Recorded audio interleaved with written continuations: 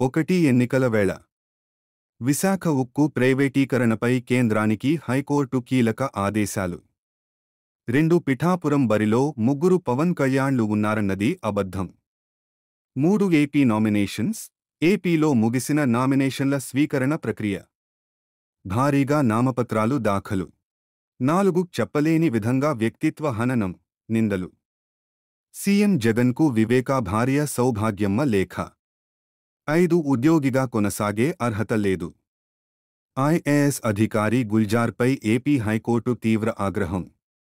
6 ఏపీకి కొత్త ఇంటెలిజెన్స్ చీఫ్గా విశ్వజిత్.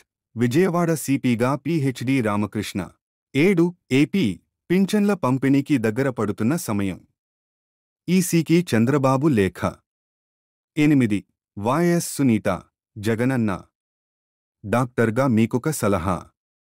అలా చేస్తే చీము వస్తుంది. వైఎస్ సునీతారెడ్డి.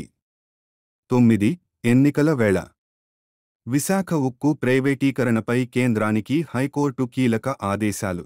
10 ఎన్నికల వేళ సీఎం జగన్, బీజేపీ నేత రామ్మాధవ్ భేటీ అయ్యారా? ఈ ఫోటో ఎక్కడిది? 11 ఏపీ వాతావరణంలో పెనుమార్పులు.